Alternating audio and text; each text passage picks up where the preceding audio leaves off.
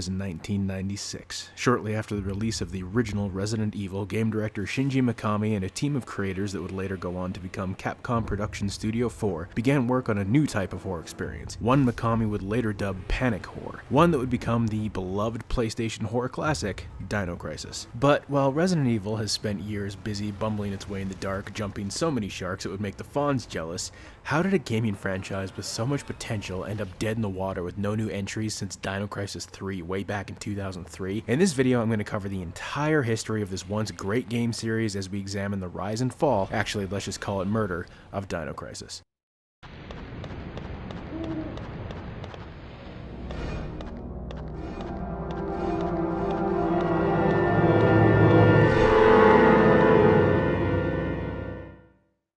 That's disgusting. Production on Dino Crisis began in late 1996, right after the original Resident Evil was released. In an effort to move away from the fantasy elements of Resident Evil to the, somehow more real, non-fantasy world of killer dinosaurs, Shinji Mikami and a team of developers that would soon after become Production Studio 4 began early concepts for a new horror title that originally had nothing to do with dinosaurs at all.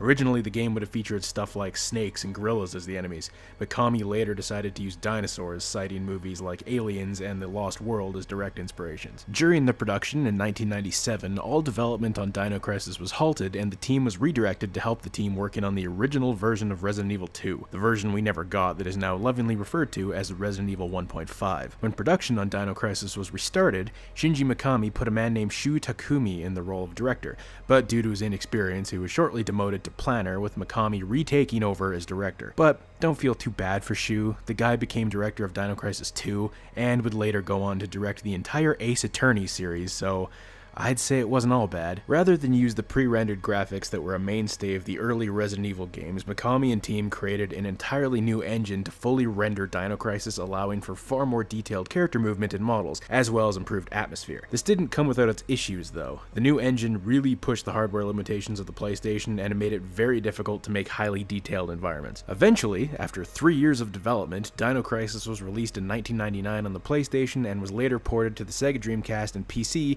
and became a financial and critical success. Believe it or not, but there were actually 2 Dino Crisis games being made for the Game Boy Color. In early 2000, a UK-based game company called M4 Limited, who are known for Ants World Sports, Mary-Kate and Ashley Winner's Circle, and Tasmanian Devil Munching Madness, began production on the first attempt at a port. Okay, am I the only one that thinks it's weird that these companies are known for kids games but suddenly try making an M-rated horror title? Like, how do you go from this to this? Rather than try to recreate the same gameplay style that HotGen was attempting with the Resident Evil port, M4 decided to use the top-down approach. Now, sadly, the game was in really early development, so no photos of it exist, but we do have a little detail into the game's fate. After Capcom scrapped the Game Boy port of Resident Evil, they approached M4 to create a Resident Evil game rather than a Dino Crisis game. So, since the engine for Dino Crisis had already been built, the game was shifted and turned into what is now known as Resident Evil Gaiden. Because of this, we do have an idea of how the game would have played just by looking at the gameplay from Gaiden.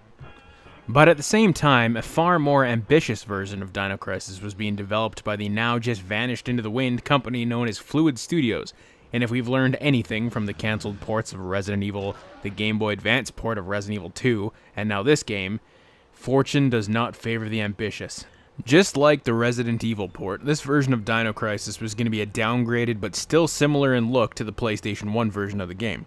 The game would have used static backgrounds and fixed camera angles in an effort to make the sprites look as appealing as possible.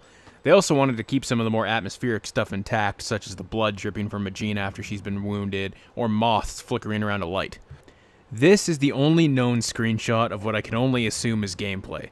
The level of detail here is impressive as hell, especially for the Game Boy Color.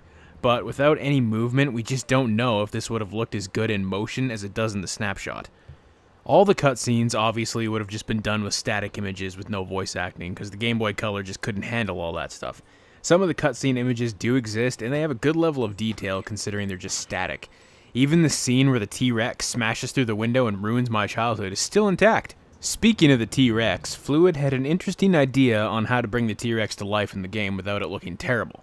What they decided to do was make the T-Rex a background image, and then animate it accordingly. They would have also employed camera tricks, such as the camera zooming out when you were being chased to show the scale of the wrecks. Nowadays, you can play both PS1 Dino Crisis games on the PSP and Vita, so just like with Resident Evil, things did work out in the end. However, unlike the Resident Evil ports, these games were still very early in production, so the likelihood of them ever seeing the light of day in ROM form is 1 in a billion. It's really too bad these studios didn't start developing these once the Game Boy Advance had come out. Maybe they could have finished, but they were just too ahead of their time. I remember the first time I played Dino Crisis, and I can safely say panic horror, as Mikami dubbed the game, was a perfect description. Resident Evil made me feel uneasy and unnerved, sure, but when I saw a raptor in Dino Crisis, I'd pretty much crap myself trying to get away from it. And that T-Rex?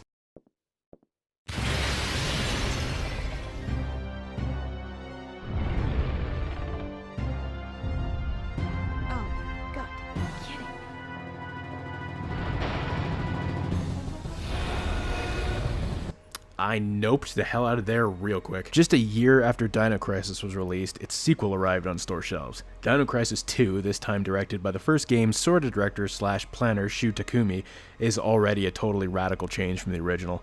Gone is almost all the horror elements of the original in favor of a much more action-packed arcadey experience. Whereas you felt almost powerless when running into just a single raptor in the original, in this game you gun down hundreds of them, earning points that can be used to upgrade your equipment. It also did away with the fully rendered engine from the first game in favor of the tried and true pre-rendered graphics of Resident Evil. You could also move and shoot at the same time, which always baffled me that they could do it in Dino Crisis 2, but didn't bother to let us move and shoot in Resident Evil 4 and 5. While I can't say I wasn't disappointed with Dino Crisis' departure from horror, I won't deny that Dino Crisis 2 was a lot of fun. Sadly, there was no light at the end of this tunnel. Fans would have to wait 3 years for a main entry sequel to Dino Crisis, but in the meantime, a spin-off of the series was quietly slipped under everyone's radar in 2002 in the form of the poorly named Dino Stalker on PS2.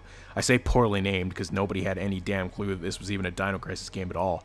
Dino Stalker is a light gun shooter and was actually the third entry in Capcom's Gun Survivor series in Japan that also included Resident Evil Survivor, gross, and Resident Evil Gun Survivor 2, Code Veronica. It continued the story of Dino Crisis 2, but again, most people didn't know that because some genius thought that calling it Dino Stalker was a great idea. Dino Stalker wasn't very well received and was pretty much the first nail in the coffin that would seal the fate of Dino Crisis. Looks like the air is safe in here. It's all right. Good. It takes at least 7 days before we can expect a rescue. That's after we're declared overdue. So we better secure the ship and search for any survivors. Huh?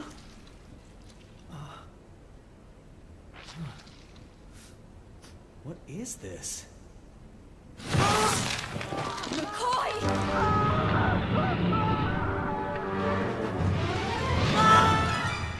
And finally, we come to 2003 with the release of Dino Crisis 3 on the original Xbox, with a version also in development for PS2 before it was canned, for obvious reasons. What the hell happened here?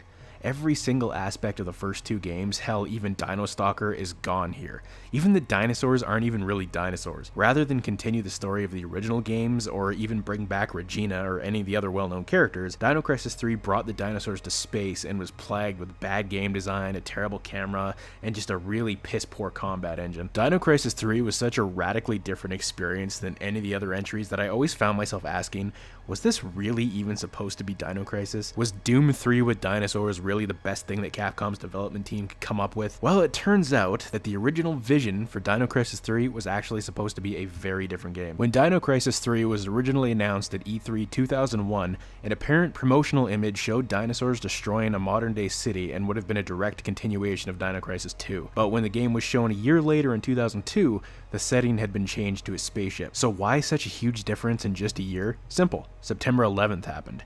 The idea of showing a city being destroyed so soon after 9/11 took place was enough of a deterrent that Capcom completely altered Dino Crisis 3's direction, resulting in what we have now. So, what happens now? It's been 15 years now since Dino Crisis 3's release, and not a single rumor announcement has ever happened since. Last year, Resident Evil 7's producer Masachika Kawada was asked about Dino Crisis and said he had no knowledge of any plans for a revival. The same year, when asked by a fan on Twitter if Capcom had any plans to revive the long-dormant series, Capcom's lead development team replied with only, "If a lot of people wish." Well, I think we're well beyond that point, Capcom. We are well beyond that point.